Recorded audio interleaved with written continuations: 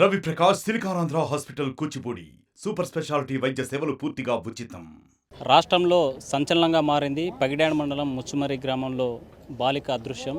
అయితే ఆదివారం అదృశ్యమైనటువంటి బాలిక ఆచూకీ తెలపాలని చాలా ఘాటుగా ఎంపీ బైరెడ్డి శబరి స్పందించారు. 24 గంటల్లో ఆచూకీ తెలపాలని పోలీసులకు అల్టిమేటం జారీ చేశారు. ఆ నేపథ్యంలోనే పోలీసులు జాగిలాలతో ఇన్వెస్టిగేషన్ చేశారు. పోలీసుల పార్కు నుంచి ఆ బాలిక ఎక్కడికి తీసుకెళ్లారు ఏమనేటువంటి అంశం మీద తేల్చారు. అయితే కొంతమంది మైనర్ బాలును అదుపులోకి తీసుకున్నటువంటి సందర్భంలో తనను చంపి ఈ కెనాల్లో పారేసినట్లు తెలపడంతో ఇక్కడ గాలింపు చర్యలు చేపట్టారు. ఉదయం నుంచి రెవెన్యూ, పోలీసు, ఎన్డీఆర్ఎఫ్ దళాలు కూడా పెద్ద ఎత్తున గాలింపు చర్యలు చేపట్టాయి. ఈ నేపథ్యంలోనే ఎంపీ బైరెడ్డి శబరి ఆ కుటుంబాన్ని పరామర్శించడానికి ఈ ప్రాంతాన్ని పరిశీలించడానికి వచ్చారు. చెప్పండి మేడం, బాలిక అదృశ్యం పైన చాలా ఘాటుగా స్పందించాల్సినటువంటి పరిస్థితి వచ్చింది. అంటే ఇక్కడ పోలీసు వ్యవస్థ ఎలా ఉంది? పోలీసు వ్యవస్థ ఇది 4వ రోజు. ఫస్ట్ 2 రోజులు కొంచెం లేట్ అయినా సరే, నిదానం అయినా సరే, గత 2 రోజులుగా బాగా చేస్తున్నారు. వేగవంతం అయింది ఇన్వెస్టిగేషన్. అది కూడా వాళ్ళ ఆచూకీ తెలిసింది, పట్టుకున్నారు, అదుపులో పెట్టుకున్నారు అని చెప్పారు. మరి ఇంతవరకు మాకు ఇంకా దానికి మించి సమాచారం అయితే వస్తుంది, కానీ ఇంకా ఇన్వెస్టిగేషన్ నడుస్తుంది. నేను చెప్పకూడదు కాబట్టి నేను చెప్పట్లేదు. బట్ ఇక్కడ ఏంటంటే ఎప్పుడూ లేదు, ఇలాంటి సంఘటన ఎప్పుడూ లేదు. అసలు ఎంత బాధాకరం అంటే చిన్న పాప, 7-8 సంవత్సరాల పాప మరి కనిపించకుండా పోవడం అనేది చాలా బాధాకరమైన విషయం.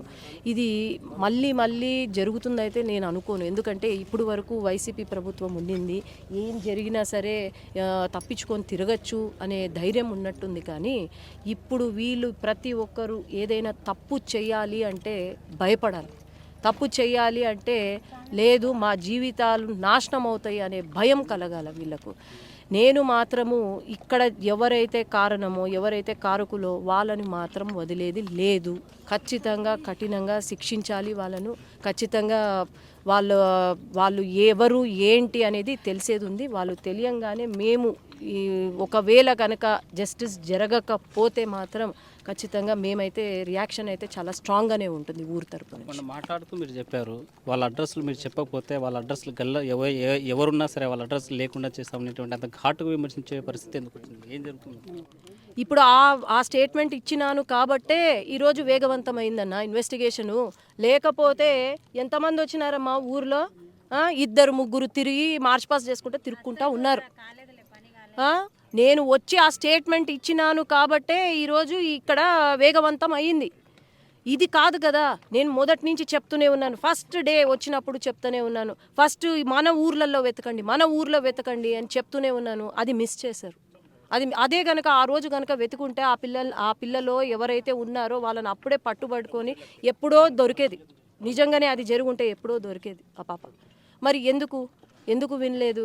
ఎందుకంటే వీళ్ళకు ఏముందిలే, పోయిన ప్రభుత్వమే అలవాట్లే మళ్ళీ కొనసాగుతున్నాయి. అందరికీ, డిపార్ట్మెంట్కి కావచ్చు, లేకపోతే ప్రజలకు కావచ్చు, ఎవరికైనా కావచ్చు. కానీ ఇప్పుడు ఉన్నది మాత్రం తెలుగుదేశం పార్టీ ప్రభుత్వం అనేది వీళ్ళు మర్చిపోతున్నారు. ఖచ్చితంగా ఇది నేను రాజకీయంగా చూడట్లేదు. రాజకీయం కాదు, కులం కాదు, మతం కాదు, లేదంటే వర్గం కాదు, ఏమీ కాదు. నేను రాజకీయంగా చూడట్లేదు. అది ఎవరైనా శిక్ష పడాల్సిందే, అది నేను చెప్పాను. అంటే మహిళా హోంమంత్రిగా ఉన్నారు, ఆమె దృష్టికి ఏమైనా ఈ ఇష్యూ తీసుకెళ్లారా? ఆబ్వియస్లీ తీసుకెళ్తాము. అనిత గారితో మాట్లాడాను. తను కూడా చాలా సపోర్టివ్గా మాట్లాడారు. ఎస్పీ గారితో కూడా మాట్లాడారు, అనిత గారు మాట్లాడారు, ఈరోజు మార్నింగ్ మాట్లాడారు. ఖచ్చితంగా తన సపోర్ట్ కూడా ఉంటుంది. ఖచ్చితంగా తన గురించి మీకు తెలిసిందే కాబట్టి తన స్టైల్లో తను డెసిషన్ తీసుకుంటారు. పోలీసుల ప్రాథమిక విచారణలో 3 మైనర్లు ఈ ఘటనలో పాల్గొన్నారని, వాళ్ళ సమాచారం మేరకే ఇక్కడ ఇన్వెస్టిగేషన్ చేస్తున్నామని, శవాన్ని ఆచూకీ కోసం గాలిస్తున్నామని చెప్పేటువంటి పరిస్థితి. అసలు ఆ బాల నేరస్తులు బాలలు ఇలాంటి నేరాలు పాల్పడడానికి కారణాలు ఏం భావిస్తున్నారు? ఏముందన్న, యూట్యూబ్ ఛానల్స్ ఎక్కువైపోయినాయి. లేదంటే సినిమాలు కూడా అట్లే ఉన్నాయి కదా. ఇప్పుడు అట్లాంటి సినిమాలే చూస్తున్నారు జనాలు. మామూలుగా కామెడీ మూవీలు అట్లాంటివి కాదు చూసేది. లేదంటే ఏదో దేశభక్తి అవన్నీ లేవు. ఇప్పుడు చూసేది హారర్ మూవీసు, చంపుకోవడాలు అంతే. పెద్ద హీరోలు కూడా అట్లాంటి సినిమాలు చేస్తుంటే ఇంకా ఏంది దీనికి? ఇవన్నీ చూసి లేకపోతే చిన్న పిల్లలు మీరు అంటున్నారు మైనర్లను అంటున్నారు, మరి ఎక్కడి నుంచి ఐడియాలు వస్తాయి? ఈ ఐడియాలు వీళ్ళకు భయం భక్తి లేదా? వీళ్ళని ఒక్కటే కాదు, వాళ్ళ తల్లిదండ్రులు కూడా దీనికి కారణమే. ఎందుకు అంటే పిల్లలు ఏం చేస్తున్నారు ఏంటి అనేది కూడా వాళ్ళు గమనించుకుంటూ ఉండాలా. ఎట్లా పడితే అట్లా వదిలేయడం కాదు పిల్లల్ని. ఈరోజు వాళ్ళను చదివిస్తున్నారు కానీ చదివించడం ఒక్కటే కాదు, వాళ్లకు క్రమశిక్షణ కూడా నేర్పించాలా. ఇంట్లో తల్లిదండ్రులే కాదు, ఈవెన్ టీచర్స్, అక్కడ స్కూల్లో ఉన్న టీచర్స్ కూడా నేర్పించాలి. నేను చెప్పగలుగుతాను. ఈరోజు లేదంటే ఎందుకు మన సమాజం ఈరోజు ఎట్లా ఉందంటే మనం మనుషులము అని చెప్పుకోవడానికే చాలా బాధగా ఉంది. అంటే ఓటీటీలో అడల్ట్ కంటెంట్ విపరీతంగా పెరిగిపోయింది. ఫేస్బుక్, ఇన్స్టాలో కూడా అలా కనిపిస్తుంది. దీన్ని కంట్రోలింగ్ చేయడానికి ఉన్న అవకాశం లేదు. కంట్రోల్ ఉండాలా, లేదంటే ఇట్లాంటి ఇన్సిడెంట్స్ ప్రతిరోజు చూస్తాం. కంట్రోల్ ఉండాల్సిందే, తప్పకుండా ఉండాల్సిందే.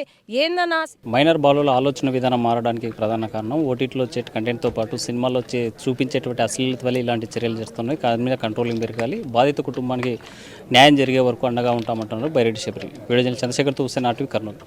మరిన్ని వీడియోస్ కోసం ఛానల్ ని సబ్స్క్రైబ్ చేయండి. లేటెస్ట్ అప్డేట్స్ కోసం వాట్సాప్ ఛానల్ ని ఫాలో చేయండి. అండ్ లింక్ డిస్క్రిప్షన్ లో ఉంది.